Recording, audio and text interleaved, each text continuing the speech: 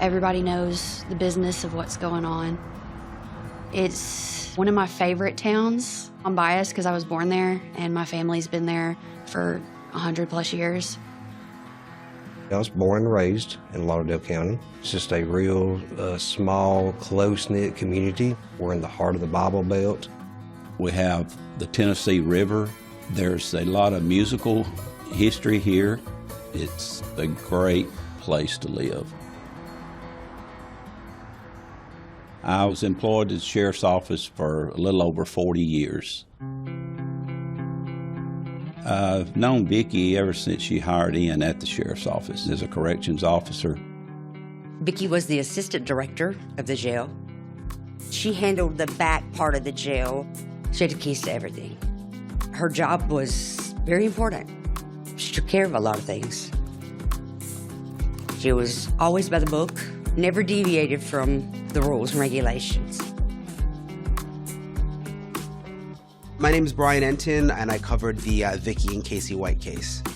Vicki White is a 17-year veteran working at the jail. She's 56 years old. Vicki grew up in this area. She was very, very well known in the community because it's a small town, and everyone only had really, really positive things to say about Vicki. Vicki was wonderful. She's a great person. She would do anything for anybody. Every time she'd walk down the hall in the back of the jail, they go, "Miss White, Miss White." She would always talk to them, just see what they needed. Vicki was just A+ all the way around. Her life was her work. She didn't have really much of an outside life at all, and she focused everything into her job. But nobody knew Vicki. Nobody knew her personal life.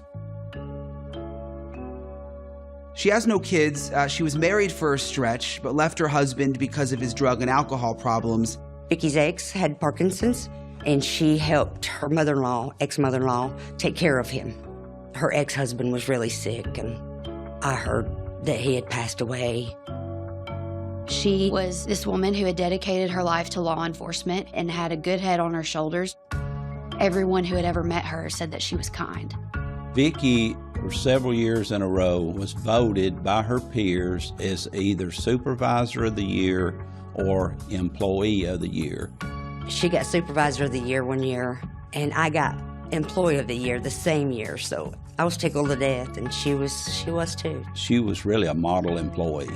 I'm like, "Vicki, what are you gonna do when you retire?" She's like, "I'm gonna move to the beach." And I said, that would be fun. You deserve that. Vicki had been talking about retirement for a few months, and then she went ahead and put in her retirement papers. And I said, "Can you believe Vicki's retiring?" The girls in the front office that worked there said, "No, I just think she's bluffing us, you know. She won't retire. She won't know what to do with herself." Fridays were my off days, but that day I had to come in to testify in court. My lieutenant calls me and wants to know had I seen Vicki up at the courthouse, and I said no. He's a pretty calm, cool, collected guy, and I could hear panic in his voice. And early that morning, she had brought an inmate to the courthouse for a mental evaluation. 3 p.m., nobody's seen her, nobody's talked to her, and her patrol car is missing. Something was going on, something was wrong. The worst scenarios are going through my head. She's been kidnapped.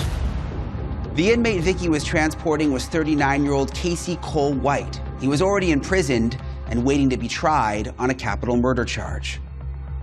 Casey White, first time I seen him was, oh my gosh, how tall is this guy? He's 6'9", just a behemoth. What went through my mind is Casey would murder her. He, however he did it, was able to abduct her, and she more than likely would be found dead somewhere.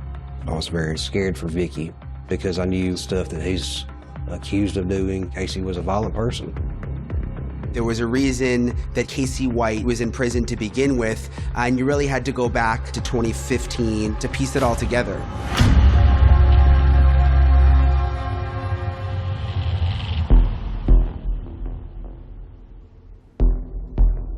My name is Danny Abernathy. I am best friends with the ex-girlfriend of Casey White, and we were both victims of his rampage. My friend, she was going through a really hard time, and I ended up letting her and her children move in with me and my boyfriend and my dog Missy Britches. That night was just like any other night. We were starting our nightly movie.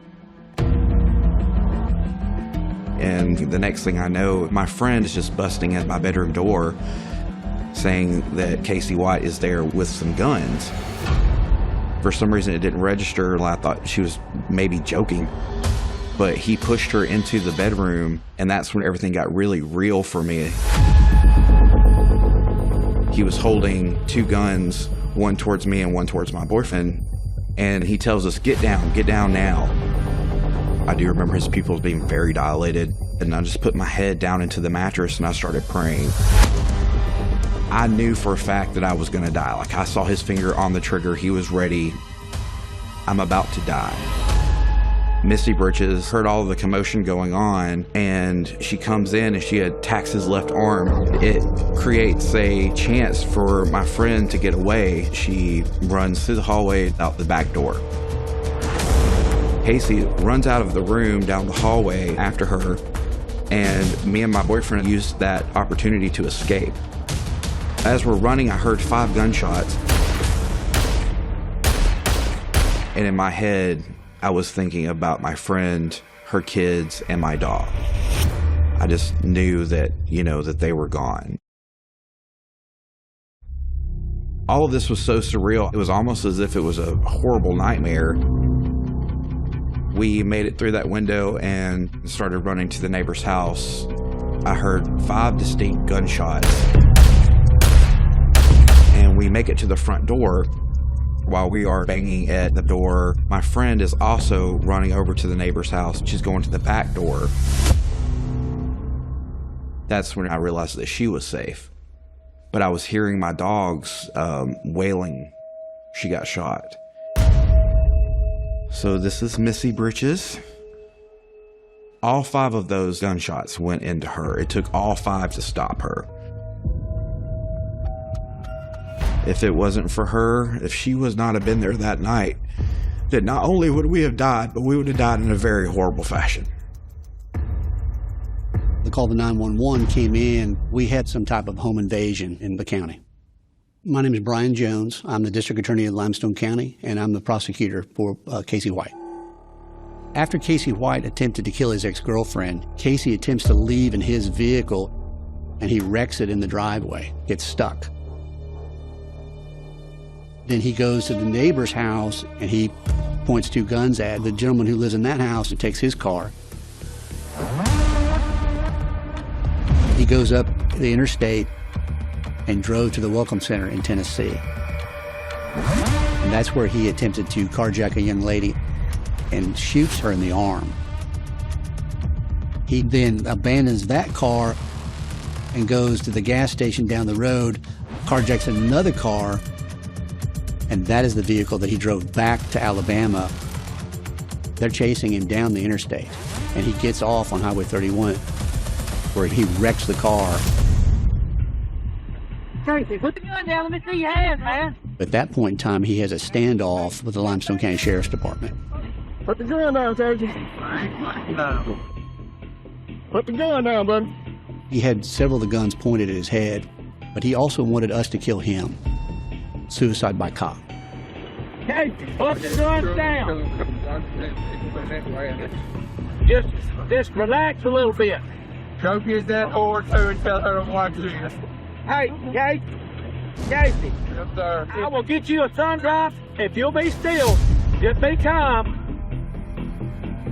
The sheriff rolls a can of Sundrop down the middle of the street with some cigarettes to him to, get him to calm down. You ain't got no more gun on you, dude. No, you got to fucking that. He was arrested at 2 a.m. in the morning.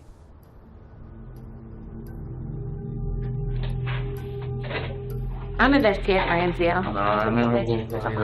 And Captain McNabb? No. All right. I hate my life. I'm sick of it. I ain't right, and I can't, nothing ever helps long. Don't matter what prescription drugs I take, don't matter if I do drugs, don't do drugs, I don't do drugs. And he explains to the investigators, this is why I did it. He fully intended to kill his ex-girlfriend.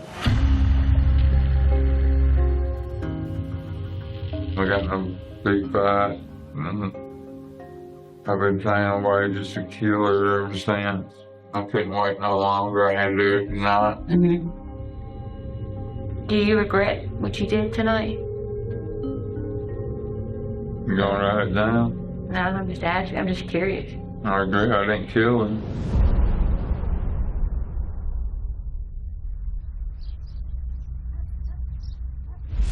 He was charged with attempted murder, burglary first, kidnapping first, robbery first, burglary first, burglary third, breaking and entering a vehicle, cruelty to animals, and what they call felony attempting to elude. On February 4th of 2019, jurors found him guilty. The judge sentenced Casey White to 75 years to serve in the Alabama Department of Corrections.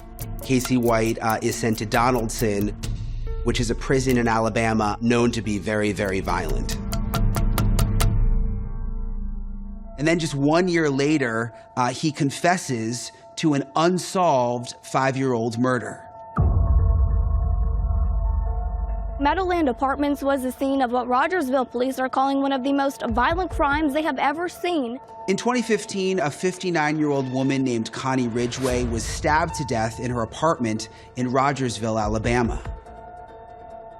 We entered through the back door of the apartment. It was open. Went through the kitchen area and found Miss Ridgway in the living room. There was a fair amount of blood inside the apartment. There was no decomp. Just visually looking at it, I would say 24 to 48 hours from the time it happened till the time she was discovered.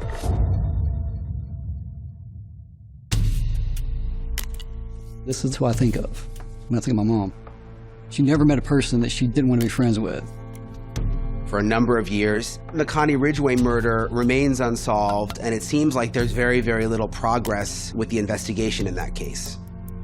The case had gone cold. I know the family was getting frustrated.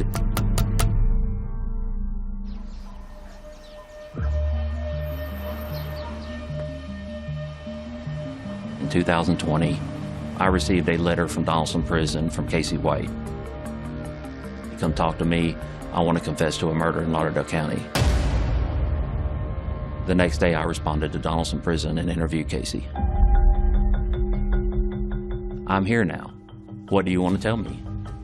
And at that point, he says, I want to confess to the murder of Connie Ridgway. In August of 2020, I got this message that, hey, Austin, this is the victim's liaison. You need to call me. It's like, okay, well, something's going on with our case. That's when they told me that Casey White confessed. It was like this weight was just lifted off from us. You know, Casey White, we've got justice, finally. You know, we're never getting our mother back. Have that closure, that justice, it's a little bit lighter.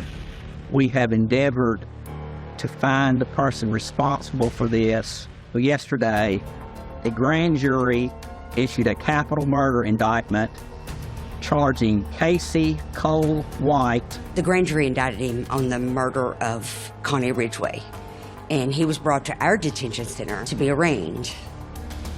He come in and I'm like, oh my gosh. Casey was a big guy. I would be scared of him if I saw him on the street. Casey White was charged with capital murder in that case. His life is at stake because the death penalty is now on the table. So what did Casey do? He allegedly tried to escape. He was in our facility in 2020, and we got information that he was plotting an escape at that time. We followed up on that information. We took him down, and we did find a shank in his position. Casey's alleged escape plan involved taking a prison worker hostage. That plan was foiled. Now, 2 years later, it looks like Casey has made the same move, and this time succeeded. A blue alert's been issued for a Lauderdale County Corrections officer. This after the Lauderdale County Sheriff's Office says a murder suspect and corrections officer went missing. I was getting a pedicure done at the nail salon, and it came on the 5 o'clock news. Right now, deputies are searching for inmate Casey Cole White and Vicky White. These are the two people right here. I was like, oh my gosh. I says, I've got to go home and put on my uniform. I'm going to go help find her because he's kidnapped her. We don't know if the officer is in danger or not, but we do know that the Director White had a 9mm pistol on her when she left the county jail. Law enforcement is already hours behind trying to find this violent felon. He may be holding his jailer captive. They've got to find him, and fast.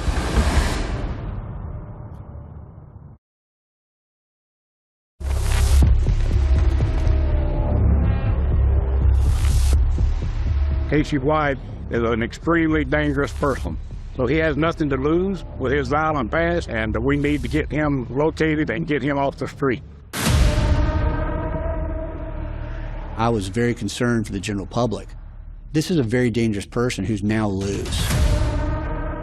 We didn't know where he was. We opened the safe and got out the AR-15 rifles and made sure they were loaded. I've never in my life ever felt fear like I did that day that I learned that he escaped. And immediately I called my boss and I told her, I was like, I quit my job, I'm sorry. But my plan was I was gonna leave Alabama. A friend of mine actually gave me a Glock. He showed me how to load it and I kept it under, it literally went everywhere with me. It did not leave my side. Friday, about 5:30, the victim's liaison calls me and says, Casey White's escaped. My mother's killer could be who knows where. You know, is he coming for me? Is he coming for my brother? Where is he?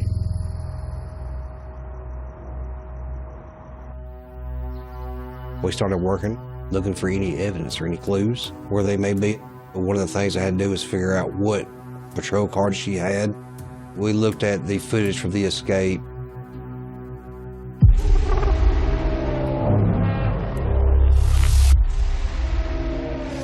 One of the first things that stuck out to me was she had her sidearm on her, which is a big policy violation. You either lock your weapon in your car or there's a box on the wall that you can lock it in. No one's allowed to have a weapon inside the jail. We also noticed she's in front of him or beside him with the gun exposed. The right way to do it is the inmate walks in front of you. She walked around in front of him to her car. That's very dangerous. It all showed us that she trusted him. She was not concerned with her safety at all when it came to being around Casey White. She took him out of the detention center stating that they were going to the courthouse. We discovered that was not true. She was taking him for a mental evaluation that never existed. You know, why would she do that? Things really weren't adding up. Could Vicky actually be an accomplice and not a hostage in all of this? Then my phone rings. A patrol car had been spotted in the shopping center parking lot. This could probably be Vicky's car. Now, I can't get there fast enough. Adrenaline is going. I arrive there. I walk up to the patrol car. I noticed immediately that the driver's seat is positioned for a shorter person, not someone of Casey's stature. And she would have to get out of the car to let him out of the back seat. And then in the back seat, I see a handcuff key. She had to give him the handcuff key. And I also see Casey's jail-issued footwear, meaning he had some other shoes to put on when he left that car. My heart sank because I know that this is not good. When you put it all together, this wasn't Casey taking Vicky. This was Vicky busting Casey out of jail. just don't want to believe it. If you had aligned every employee up at the detention center and asked which one of these do you think would help someone escape, I would have never chose Vicky White. There's just no way. There's absolutely no way, because that's not Vicky. The Sheriff's Department's family. For her to do something like this, knowing her like we did, it was total shock and surprise and betrayal. I came to grips with it then that she was a part of it, a part of the escape. It broke my heart. It really did. I was angry. Vicky just threw her life away for a monster. We issued a warrant of arrest for Vicky for facilitating the escape. We brought in the U.S. Marshals. This case is now a major case for the United States Marshal Service. We are receiving tips. We're following up on each and every one of those tips. The challenge for law enforcement in finding these two was one thing. The bigger question was why Vicky White would have done this. Why would she risk everything in her life, everything for this guy? I mean, he was a violent offender. None of this makes sense. Everyone was sort of in disbelief. This is not the Vicky White we know, by any stretch of the imagination. At the start of reporting the story, I assumed that Vicky was in some way the victim.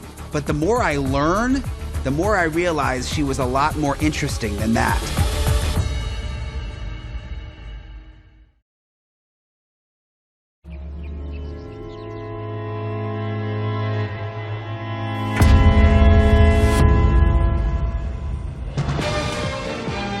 The Lauderdale County Sheriff's Office says Assistant Corrections Director Vicky White and murder suspect Casey White, they're not related, disappeared yesterday, never arriving at the courthouse. When we first got the call to head to Alabama, I remember it was still sort of unclear, like exactly what happened. We just knew that this man named Casey White had escaped and that possibly a jailer named Vicky White was involved. Brian, you've been on the ground there for about 24 hours, digging, talking to people who knew both Vicky and also Casey. This is definitely a community and a region on edge right now, and people are still trying to mentally process how all of this could have happened. We started covering it early on, and people were tuning into News Nation to get the updates every day. They became more and more obsessed with the case. Pretty early on, there was a Facebook group. It was growing and growing and growing. On social media, there were suddenly like hundreds of thousands of followers. Can we talk about this case? Because I'm hooked. Okay, listen, come here. Dude needs to get off the streets. He is very dangerous. He would be very hard to miss. Around the time when Casey and Vicky happened, I was at home on maternity leave. And so when it happened, I was able to follow it very closely. I set my phone up in my kitchen and I was looking like a mess, and I just made a video talking about it. Okay, besties, we got a little hometown drama happening for me. Vicky White, Casey White, crazy. Vicky was familiar with some of my family, like my mom and her went to the same high school. My grandfather has been friends with Sheriff Singleton for years. And because it was so close to home to me, I was like, I have to talk to someone about what is going on here, because this is crazy. Vicky White, corrections officer, high up, big boss woman. Casey White, very bad man, okay? Miss Vicky takes it upon herself to help Mr. Casey escape this past Friday, okay? It took 6 hours before anyone realized they were gone, okay? I posted it. I put my phone down, and I picked it up about 30 minutes later, and the video was at 500,000 views. And my notifications were just crazy. People asked me to keep going and keep releasing information. Listen, I'm gonna be following this like a cat follows a mouse, because I've been hyped ever since it happened. So I just kept posting updates about the case and about what was going on. So the updates we have are that they have found her radio and the shackles that he was in. We were asking the same questions as everybody else. What was Vicky's motivation, and where are the fugitives now?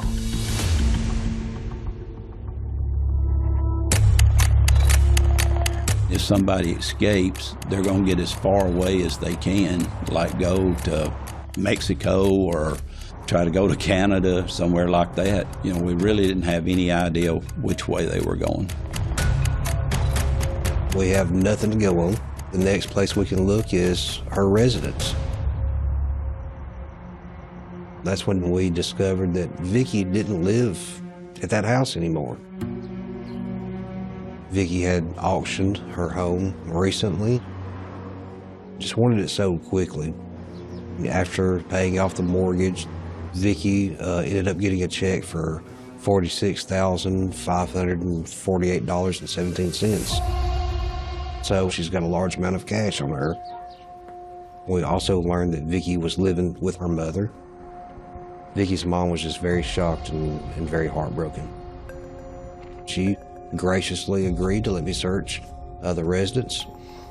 Went into Vicky's bedroom, and the first thing I noticed was Vicky's purse was laying right there on Vicky's bed. And, you know, the family said Vicky never went anywhere without her purse. On the dresser, I found a life insurance policy and found a will. She had laid all of her paperwork out.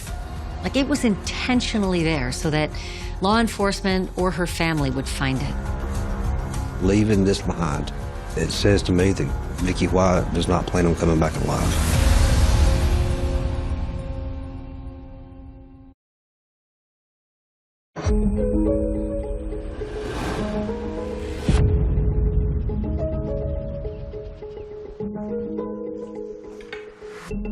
My name is Ashley Banfield. I'm the host of Banfield on News Nation. We covered the Casey White, Vicky White story extensively. At first, it was thought that Vicky may have been kidnapped, but the sheriff now says it looks like Vicky White was instead an accomplice. This story was so odd because Vicky was not quite the person we thought she was. That's why this really stood out. There was a lot of confusion when word started to spread that Vicky was involved. No one could believe it. We went out to her mom's house. She never wanted to go on camera, but she would come out and talk to me. And she was just very, very upset about everything. I think the family felt embarrassed with what was going on because this was so out of character for Vicky. One thing we started to hear early on was that she was lonely. Her husband had died, and there was this feeling that she was vulnerable. You know, they'd been divorced for several years, but I think they were still on speaking terms. And I wondered if that might have had something to do with this or not. I think Vicky was lonely, but I think she got lonelier after her ex passed away. She didn't know what to do with herself. We all had our theories, but Vicky's true motives were a mystery, and honestly, the only way we were going to find out is if law enforcement could find her.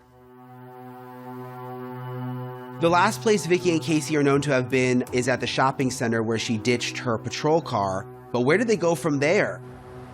Now we've got to figure out, how did they leave the shopping center? There had to be a car sitting there waiting, which only she could have arranged. There was no surveillance cameras that covered that particular spot, which told us, you know, immediately that Vicky had been doing her homework. We immediately start looking for the location of her phone, where they may be at that time. Marshals had a few pings on the cell phone in Tennessee, but then nothing after that.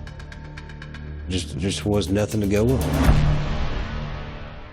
That's when the family said she has a storage unit. But the family didn't know where the storage unit was at. They just knew a town. I went and immediately started looking for storage units. I finally contacted one who said, yeah, I've got a storage unit rented to Vicky. As I'm talking to the owner of the storage unit, he shows me the paperwork that she used to open up the account for the storage unit. It's a totally different phone number than what I had for her. That's when we discovered that she had a burner phone. Now that they have Vicky's burner phone number, they may actually have a way to track her location. But they find nothing. Vicky's too good at this to be tracked. And they don't know which way they're headed or what they could even be driving.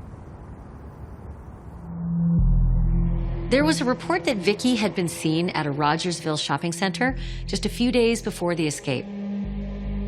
There's my next clue. Myself and a U.S. Marshal and an FBI agent start looking through the surveillance footage from the shopping center parking lot. And that's when we come across Vicky arriving 3 days before the escape in the shopping center in her personal car. And she walks. She was wearing a hat. She was wearing sunglasses. She just walks out of view. It just goes to show the deception that she was trying to use. We later find out that she walked, 4 or 5 miles to a car dealer to purchase a car, a Ford Edge. She had the whole thing planned out. She was staging their getaway car. Now, we know what vehicle they're in. She had paid in cash. She had given a fake name to purchase this vehicle. Renee Marie Maxwell. And the fake name, was interesting to me. I wanted to do a little bit more research on why she picked this particular fake name. I requested an audit of her work computer. And what I got back was, shocking.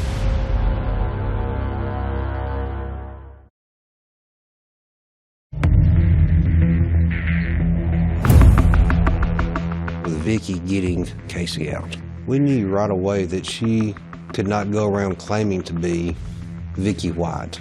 She had to have some kind of a plan for what names they're going to use. One of the things that Vicky had access to was our internal police databases, to a lot of identification information from former inmates. She had came in 6 days before the escape and looked up numerous names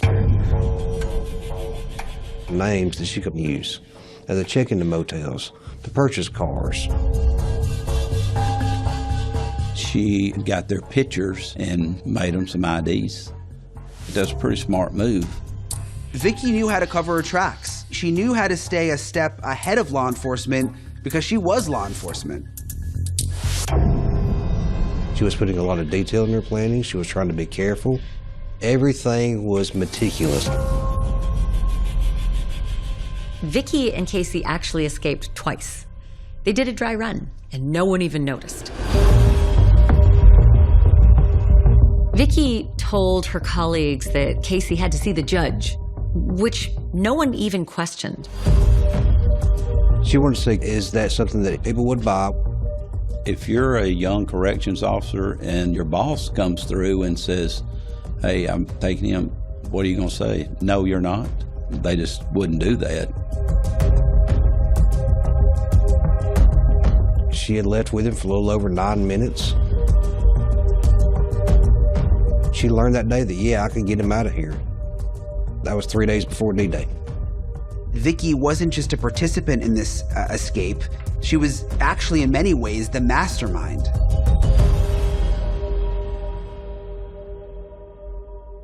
How could she betray us like this? Why would she do this? How could Vicky put this monster on the street? As I continued the investigation, we went back and started looking at all the surveillance footage with Vicky. So you go down to A Hall, which Casey was on, because he was a violent inmate, and he was in an open pod. Vicky passed out the commissary. In an open pod, you have a panhole to get their tray in there and out, so you don't have to go in the cell. She was passing notes to him. He was caressing her hand. She was giving him special treatment. You can see Casey passing Vicky a note, and then Vicky puts the note in her pocket.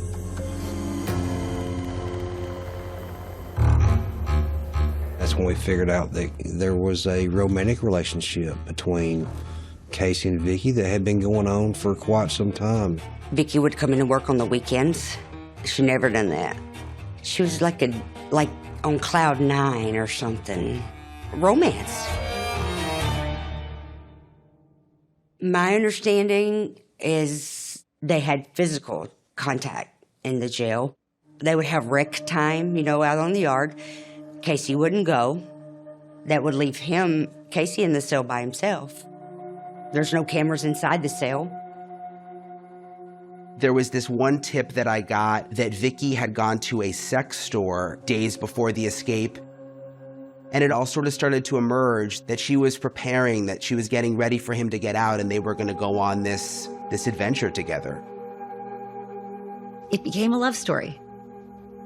It became something different than just a bad inmate who co-opted a guard. It is giving Lifetime, and I love a good Lifetime movie on a Sunday afternoon, yes. The love story led to Bonnie and Clyde comparisons. People were hooked. Miss Vicky had a little shopping spree at the local sex shop. I'm pretty sure Vicky done climbed that tree by now because he's 6'9", honey. Go, Vicky, go. She's an upstanding person and he's a criminal, and they fall madly in love. What do you make of that? And he's not even cute. Vicky did this for love. And I think for that reason, she became a tragic figure who people, really responded to. I wish I could go back in time and be your friend. For most of us, we saw a little of ourselves in Vicky. Vicky, you look radiant as always. Casey, stop I guess I colored my hair. There were people sort of rooting her on behind the scenes and not wanting them to get caught. This was her chance at an adventure, at love. She was lonely, vulnerable, in need of attention, maybe. But I think Vicky kept everything inside. For Vicky, she was always the person that colored within the lines. She was always available to everybody else. There was nothing that she just did for herself. She lives alone. She works at the prison. Day after day, it's the same drill. We put up with a lot there. It's very easy to get burnt out. I think that jail drove her crazy. And then along comes this big strapping guy who's a decade younger, and he offers her attention. She gets involved with an inmate, something she probably didn't ever expect to do as a correctional officer. How much of it feeds the need for thrill? She thinks she's in love with him and thinks that he's the superhero, great, wonderful man. I think she just wanted to run away with the man she thought she loved. But I believe Casey was manipulating her, using her needing love and telling her whatever he needed to get what he wanted. He got in her head. He got in her head. I believe with all my heart that she loved Casey, no doubt about it. But I don't think that that love was returned. There's a name for women who are attracted to violent criminals behind bars. It's a thing. They're called prison groupies. These are women that choose and actually prefer to date inmates or to get to know inmates for social and sexual needs to be met. And that appeal only becomes more intriguing when we start to talk about high-profile criminals. Usually it is women from outside the prison who fall for these guys because the whole relationship is really based on it being a fantasy. Vicky's case is something else entirely. She can have a real-world relationship with Casey, and she does. But it's still a fantasy. They're gonna get caught sometime. You cannot go on the run and expect to live happily ever after. Even if Vicky's role in this escape was spurred by love, she was still very much in danger. We always theorized that once Vicky could no longer help Casey, he was going to kill her no matter what. Officials believe Casey and Vicky White are in possession of a shotgun and an AR-15 rifle. Sheriff Singleton says Casey should be considered even more dangerous given the circumstances. He's facing the death penalty, so he had nothing to lose. If she becomes a liability to him or slows him down, then I think he's very capable of killing her. I'd wake up and be like, I wonder if she's still alive, you know?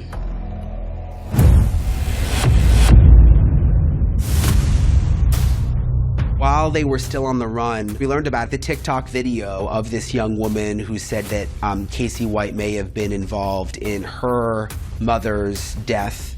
Casey White was with my mom the night that she committed suicide. It's looking like she may be another victim of Casey White.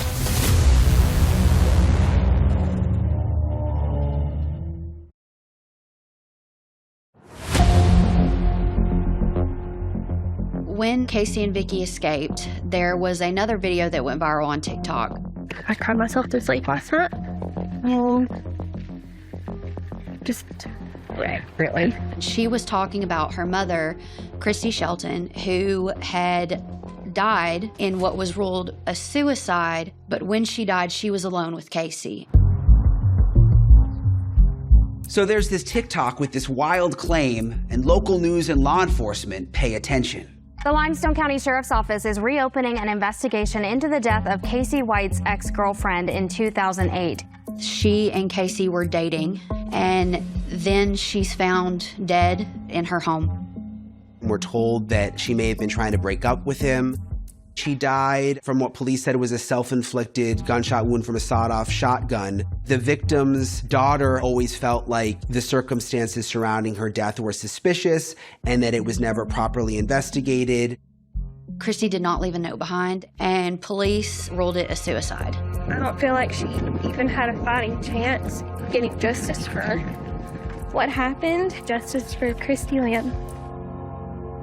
Now this man just escaped jail. He's in there for attempted murder of another woman. Her family wants answers. There was just sort of this mystery around the whole thing. Casey actually spoke about what happened to Christy Shelton back in 2015, the night of his arrest for the crime spree. He says that he and Christy were abusing OxyContin and that the day of her death, a state welfare agency actually showed up and took Christy's children. She just went hysterical because she was too far gone shooting them OxyContin, and I had it sawed off plug gauge. I always told her to keep that. I turned around, she was on her knees and pulled the trigger. Currently, there's no indication from law enforcement that Casey was responsible for Christy's death. A lot of death surrounds Casey. It's odd that a lot of tragic events happen around him. Casey has a violent past surrounded by tragedy and death. The more I learned about him, the more I worried that Vicky might not make it out of this alive. Days go by without any new leads in the manhunt. There's still no sign of them.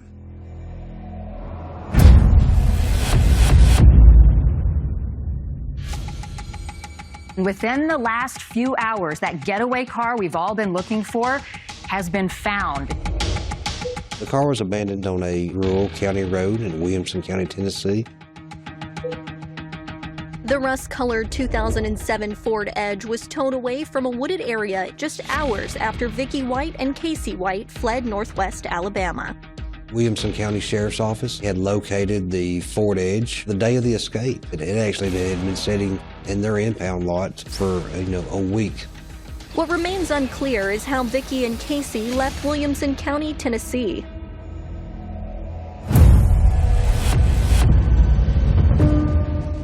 The U.S. Marshals were canvassing the area in which the vehicle was abandoned when they discovered that just down the road, a Ford F-150 was purchased from somebody's front yard. It had been sold to a white guy, 6'9". It was Casey White. They've been looking for the wrong car. They basically had a weak head start. Vicky and Casey could be anywhere at this point. Investigators don't seem like they're any closer to finding them. I remember standing there about to do a live report and just thinking to myself, like, man, this is a mess. Yeah, Marnie, I think that's the most surprising thing. We are basically right back at square one. Here we are again. We've got to start all over. The Ford F-150 could be anywhere.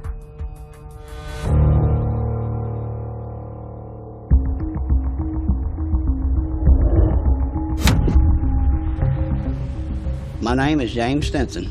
I'm the manager of the Weinbach Car Wash.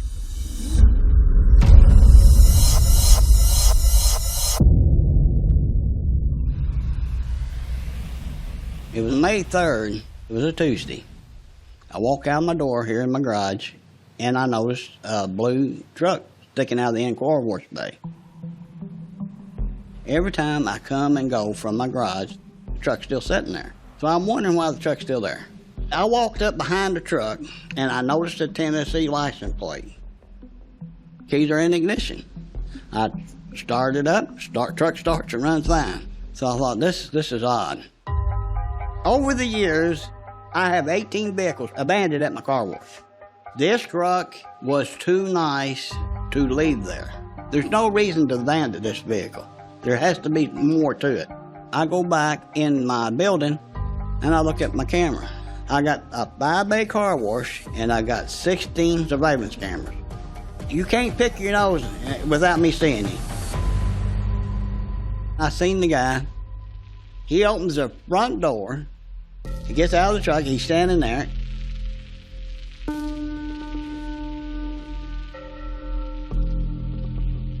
He walks down toward the end of the car wash.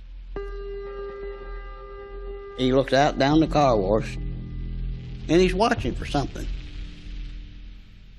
And then I seen him walk out of the bay, down Graham. There's something going on. There's something awful suspicious about this. So I called the police. This is the dispatch center. There's a truck been sitting in my bay since yesterday at 3 o'clock. I looked at my cameras and the guy's kind of suspicious.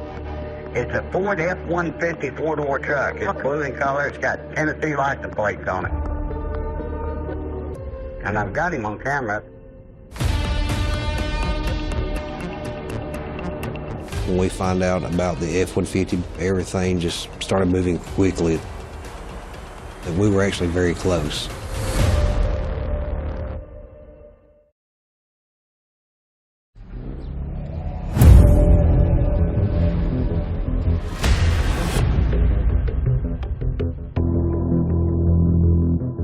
Because I was so suspicious of the truck, I went back and watched the film. Then I make the connection. I seen Vicky White and Casey White plastered all over TV since Friday night, the 29th of April, when they first left there. I had a buddy of mine, and I said, I'll bet you this truck is that inmate Casey White from Alabama. I know it's him. He said I was goofy. Ain't no way. You lost your mind. Well, that told me off, so I called the police.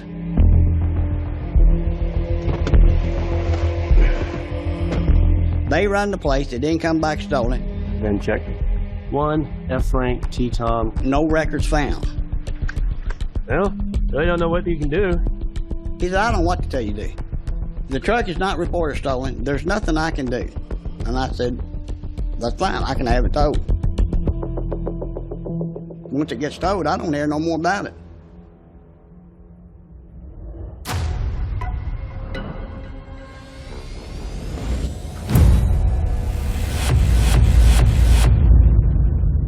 When we found out about the F-150 being purchased, we started doing some research through the national database and found out that the license plate for that F-150 had been ran in Evansville, Indiana. Marshals immediately get on the phone with Indiana. Hey, did you run this license plate through the national database? Yes, they had. That vehicle had been abandoned at a car wash. Sunday night, U.S. Marshals from Alabama called me and said, did you have a truck towed from your car wash? Yes, I did. Yes, I most certainly did. He said, you got that on camera? I said, yeah. He said, man, you the bomb. This is about that inmate Casey White, ain't it? He said, yes, we think it is. I said, I know it is. He said, we'll be there the next morning, 9 o'clock. They explained to him what the situation is. You know, he may have some valuable evidence with that surveillance footage. We would appreciate it if he would not disclose any of this information. We don't want it getting out.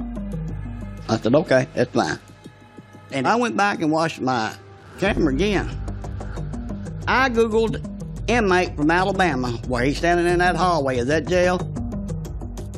He shows his arm. The tattoos was a perfect match.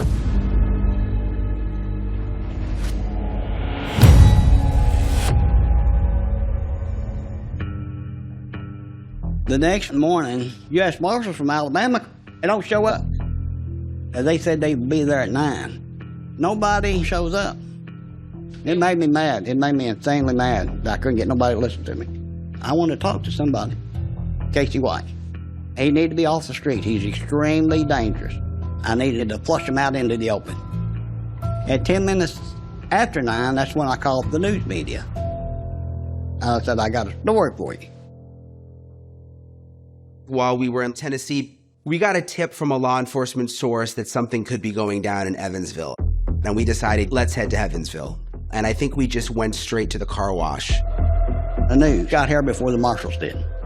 Yesterday at 8 o'clock in the evening, the U.S. Marshal called me from Alabama. James showed me the video where you could see the pickup truck and you could see Casey, and he felt like police weren't taking it seriously. When the marshals did arrive, they took a look at that video and played it back and forth and up and down, and then they saw a Cadillac sort of loitering around the area. After the truck went into the wash bay, the Cadillac drove a couple of miles north on Weinbach Avenue. Casey White was looking around as if, wondering if he'd been left. After a couple of minutes passed, the Cadillac came along an adjacent street behind the car wash. And Casey walked out and apparently got in. They drove away. This was a huge break in their case. They knew that Casey and Vicki White had been in Evansville on the afternoon of May 3rd. But that was almost a week earlier. She's purchased another car. How many cars are we going to go through at this point? Is this going to lead us to another car? This going to lead us to another car? Maybe one of these days we'll catch up to them. Tips were rolling in, and they were getting a lot of them. We have U.S. Marshals Task Force assembled in our operations center. We were receiving phone calls from multiple people saying, I think they're in this community, I think they're this part of the state. There was a possible sighting of Casey and Vicki White near Seymour, Indiana. A tall man and a short woman, and the witnesses who found them thought that they acted suspiciously. Marshals in another part of the state looked into that one and determined that it wasn't them. At that point, we thought they could be anywhere in the country. They could be in Mexico. They could be in Canada. We didn't even know what to think. Later that day, an Evansville Police Department detective was driving home at the end of his workday. As he passed Motel 41, his gaze caught the sight of a gray Cadillac. It was right out in the open. The U.S. Marshals here in Evansville thought the idea that they might still be here was nuts. Who goes on the run and doesn't run? They can't still be here, can they? Can they?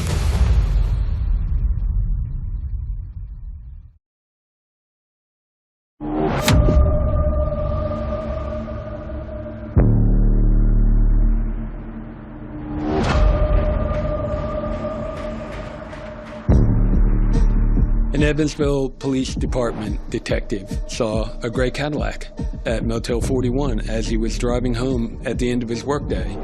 He contacts our office and says, I've observed a Cadillac that looks like the one you're looking for. And I'm thinking, this can't be the one. I can't imagine that they're still in our city. And his supervisor told him, go back, get the license plate. He did a U-turn. He did a pass through the parking lot. And he just kind of coolly glided by, glanced over, committed the number to memory, and then called it in. The problem was that on the car wash video, the license plate of the Cadillac was not readable. Back in the command center, we're looking through some license plate readers. We started noticing some pictures of the F-150, and there was always this Cadillac that was kind of following it. and they got the license plate off of that. And the Cadillac in the parking lot at Motel 41 lined up, same plate number. Everybody grabs their gear, and all these deputy marshals and my task force members left immediately and set up strategic locations close to the Motel 41 premises. They're in unmarked vehicles, they're in plain clothes. They just kind of stay covert in the parking lot and wait for some type of movement. The Cadillac was parked just a shade left of room 150. One of the Marshall's task force members went to the front desk, and he found out that on that side of Motel 41, only 2 rooms were occupied, room 150 and the room next to it, room 151. But they weren't sure what room they were in. 2 members of the Marshall's task force had binoculars, and they were keeping an eye on it. They're patient. They could wait 24 hours to see if they come out. The Marshall's task force members spotted a pizza delivery guy knocking on room 151. And they waited a few minutes for him to drive back to the pizza place and asked him to describe whoever he delivered the pizza to. And they determined that was not Casey and Vicki White. It had to be room 150. Now, while this is going on, Casey and Vicki are in the motel room, and they see that the truck has been discovered. A Ford 150 had been discovered here at this car wash here on Weinbach Avenue. Now, Casey White was seen in the video. So now they know law enforcement is close again. They decide they're going to leave the area of Evansville for good. To be a fly on the wall of that conversation, they think that the marshals are hot on their tail. The marshals are right outside. Plan A was to take the Whites quietly. The marshals had put out the call for an armored rescue vehicle, basically a tank. And their plan had been to park that tank behind the Cadillac and box them in and preclude the possibility of a shootout happening. But then a woman in a wig stepped out of the room, put something in the car. A few minutes later, a tall man with a crutch came out. It was Casey and Vicki White. Casey and Vicki White surprised them coming out as quick as they did. But they let them get in the car, and when they're pulling out, we have probably 5 or 6 units, and everybody just gets it in gear and pursues them. The marshals had unmarked vehicles. They were trying to not alert the Whites that they were behind them. We had 2 very dangerous people. We knew they had weapons in the vehicle, and there may be a shootout if they encountered law enforcement. Their plan was to box them in or execute a traffic stop and do it without a gunfight breaking out. Casey White was getting ready to turn left on US 41 and abruptly switched from the left turn lane to the right lane. He turned right on 41 and took off. That was when the chase began. Casey White dodged tire deflation devices and went through a red light. They approached the intersection where there was a lot of traffic congestion. So he cuts across the front lawn of Anchor Industries. He goes around the north and east end of Anchor Industries into an employee parking lot, spots a grassy open field, and goes there, thinking perhaps that that was a way to freedom. Open field along Baumgart.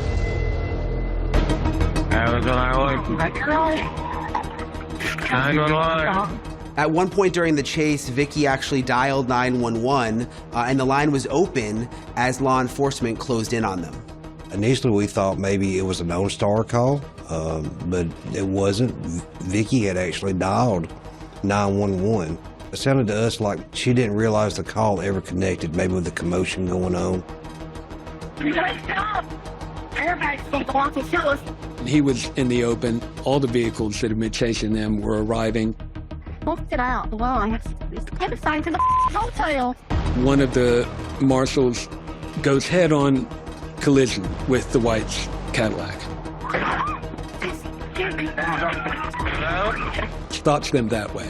Casey White started to get out of the vehicle, stuck his leg out. One of the task force members literally rammed their vehicle. That caused the vehicle to kind of flip on its side. So the driver's side door and wheels were up. The passenger side is deep in the ditch. Officers poured out of their vehicles. We were prepared for a Bonnie and Clyde style shootout.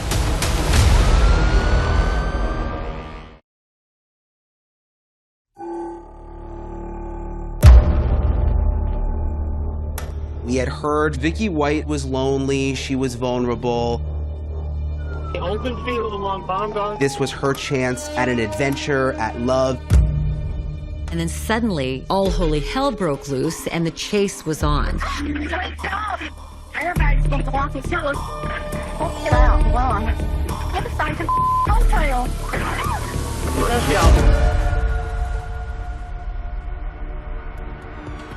The vehicle was rammed and entered the ditch. Almost instantaneously, they hear a gunshot. Casey White immediately threw his hands up and he said, "I give up." He didn't resist. They took him down. Where's he hit? I was back in my head to the side of town. He's got herself. He said, she's breathing. When the task force members approached the vehicle, she was laying in the vehicle, unconscious. Doug, just keep your eye on the gun. Just don't worry about looking away. Hey, watch your hand. Watch your hand. Did she shoot herself or what? Yes, you did. Don't be reckless. Okay. I'm gonna grab it. All right, pull me out. Hey, y'all please fix these cars. They all jacked up.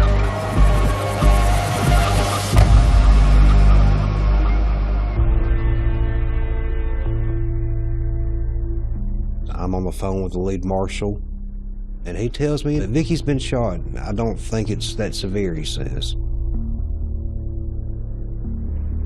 They came through this grassy area. The Marshall Task Force officers intercepted them, actually collided with them to try to end the pursuit.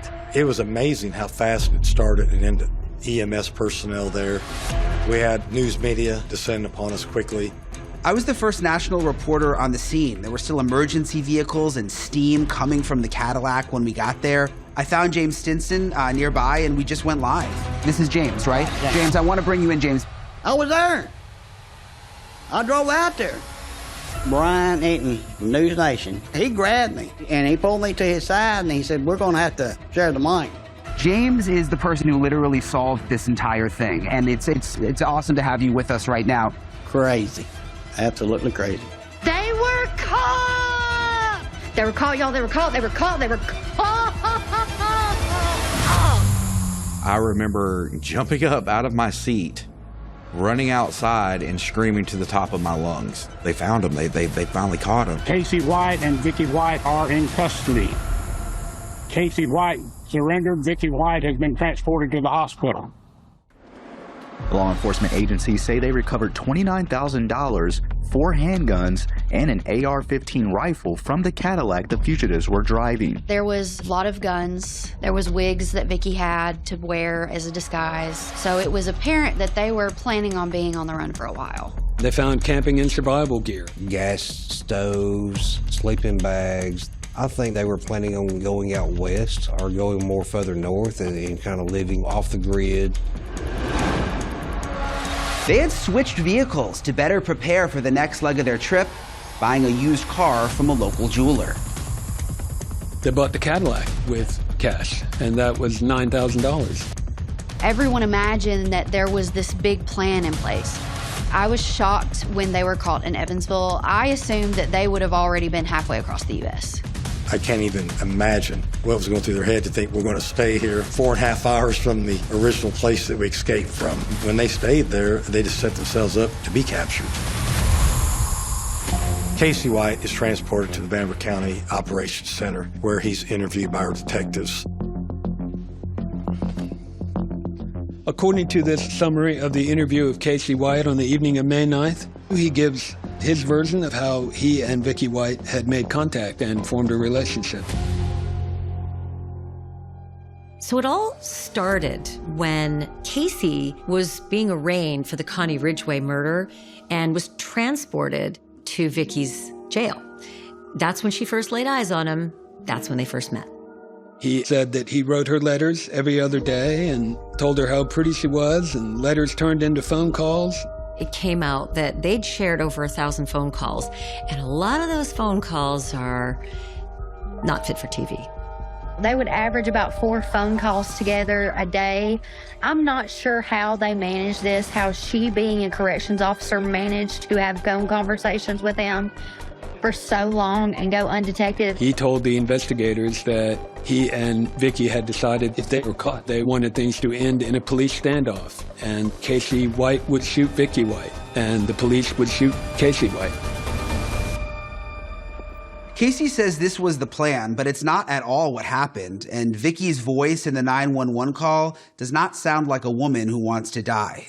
In fact, Casey claimed that Vicky was calling 911 because she wanted to apologize to Sheriff Singleton for all that had happened. She really seemed like a torn woman in that moment. Get out, long. If this really was their plan, it says a lot about Vicky. She would rather die than be separated from her true love.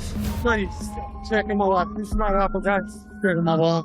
Casey starts saying things about Vicky being his wife, but there's no evidence of them ever being married. My wife okay or not? Don't know yet, brother.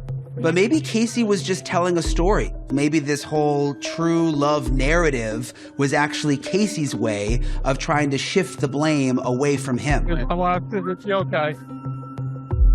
We notified the Alabama authorities, and they picked him up within 24 hours. Around 10 o'clock, we're in Evansville at the sheriff's office. While they're putting leg irons on him, I told him to turn around and look at me. I said, now, Casey, if you try to do anything stupid, these guys that I've got here, they will shoot you.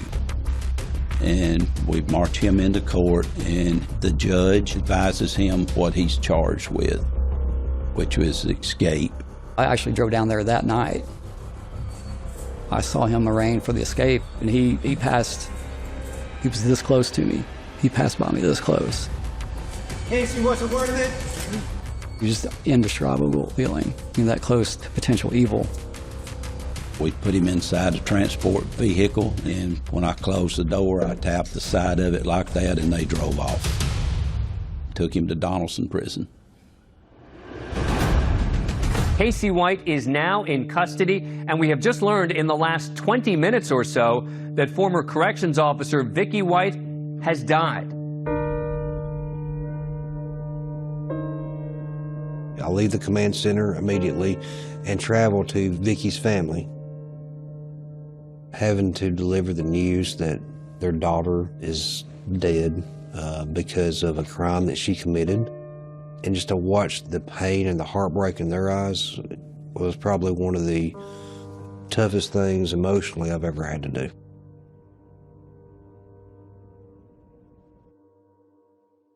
In this bizarre odyssey, there were a lot of people who were rooting for Vicky. They were cheering this pair on in a very weird way and were very upset and saddened to learn that she didn't survive. Police say that she took her own life, but a lot of people didn't believe it and wonder, is that really what happened?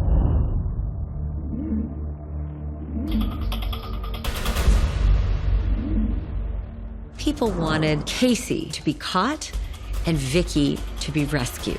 And it wasn't going to turn out that way.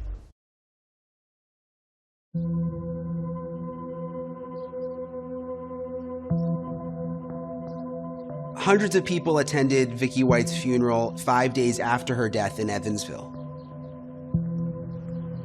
A lot of people were heartbroken. A lot of people who knew her, even the town, people were just sad. I went to Vicky's funeral. Her mom was in terrible shape. I was devastated. Some of us who served with Vicky chose not to show up for Vicky's funeral. Vicky violated and betrayed the trust in all of us that worked with her, but her family hadn't done anything. So I did choose to go to the funeral and just show my respects to them. It hurts. But I'd still tell her I loved her.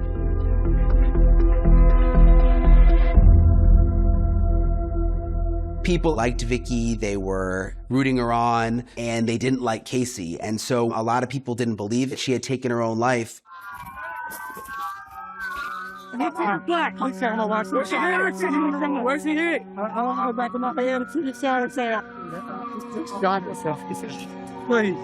check him out. You're not up a guy. Check him out. Still in her hand? Yeah, it's in her hand. Right around the trigger. Looks like an accident. It's out of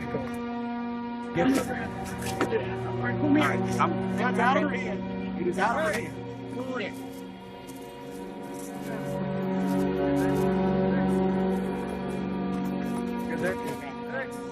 Thanks, my wife. That's the best woman in the world right there.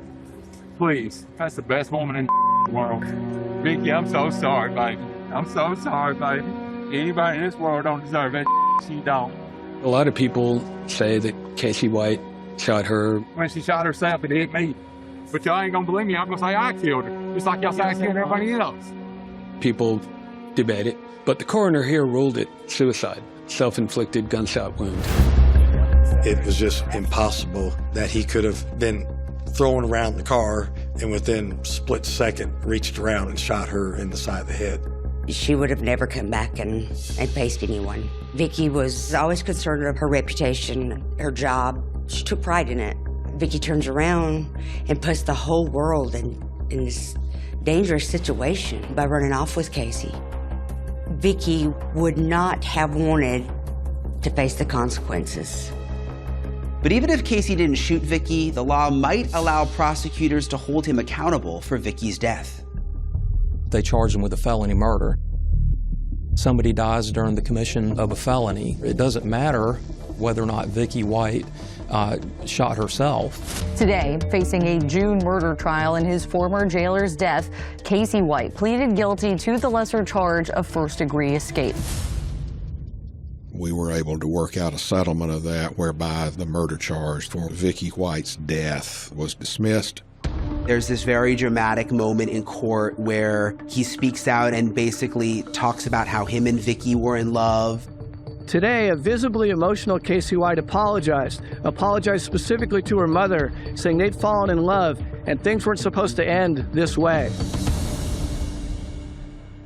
After the manhunt ended, Casey had this very impressive legal team, and they start digging back into the Connie Ridgway case.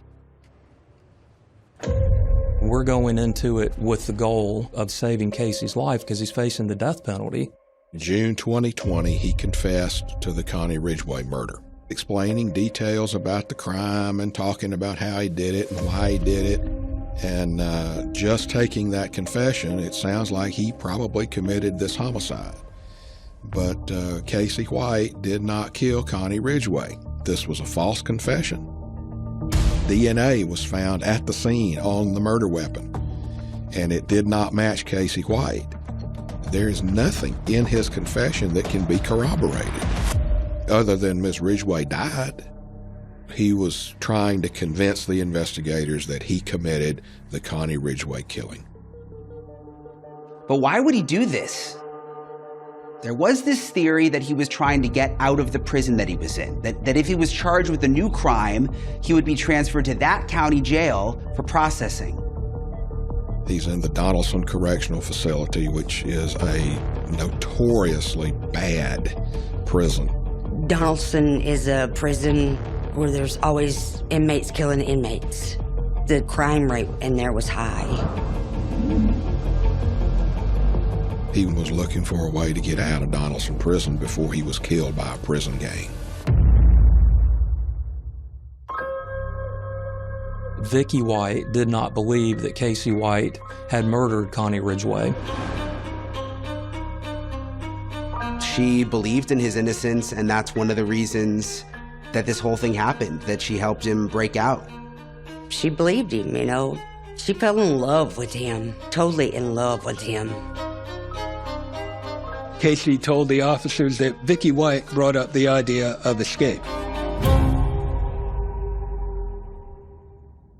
There were still so many questions about Casey and Vicky even after he was back in jail and the manhunt was over and Vicky was dead. So I started writing Casey White in the Alabama prison system, just wanting to hear his take on what happened behind the scenes with him and Vicky. And then one day out of the blue, my phone rang. It was a number that I didn't recognize, and I was shocked when I answered. It was Casey White on the other end. And I immediately started recording. You were saying you needed to talk to me ASAP. What's going on? Well, protection tonight. I got a woman, a baby girl buried up in the feeling we have added to the month ago. So did you say that there's a woman buried up there? This call came out of nowhere. I'm not sure why Casey chose me of all reporters to share this with. I think initially I was just in shock. Perhaps it was true and there was this unsolved case in Evansville. So I contacted Evansville police and they went through their records. There was no reported missing woman or missing baby around that time frame. We did our own checking. We went through missing persons cases and the story just never panned out. It appears that Casey White just made the whole thing up. Casey White's capital murder case has been suspended by the Lauderdale County District Attorney's Office. He was scheduled to stand trial in the 2015 death of Rogersville woman Connie Ridgway. On a Friday, almost exactly 2 weeks before the trial is to begin, District Attorney Chris Conley dismissed the case. After 8 years of pursuing Casey White for the murder of Connie Ridgway, they had to give a good reason why they were dropping the charges. It was expensive. He was already locked up. But then they sort of dropped this bombshell. They were also pursuing other people they thought might be involved. Putting aside the murder of Connie Ridgway for a moment, Casey White is the kind of person who is clearly violent and has caused a lot of hell in his life. I don't really know if I'm really honestly healed. I think what has happened is I've just learned to cope. The original thing happened in 2015. I live with this every single day. But nobody has to worry about Casey White again. I mean, he's not got a chance of parole till 2081, and by that point, he'd be 98 years old. Vicky was so trusted, was so respected. Everybody loved her. I still can't wrap my mind around how she was lured away from all of that by Casey. It's still hard for me to believe. I think she spun out of control. She was such a good person. I think the Casey White and Vicky White story reminds us that when news is breaking, not everything is exactly as it appears. I had made my own assumptions at the beginning of this case. I thought Vicky was a victim, and I was sadly mistaken. If all of this really was about her believing in Casey White's innocence, I mean, what a twisted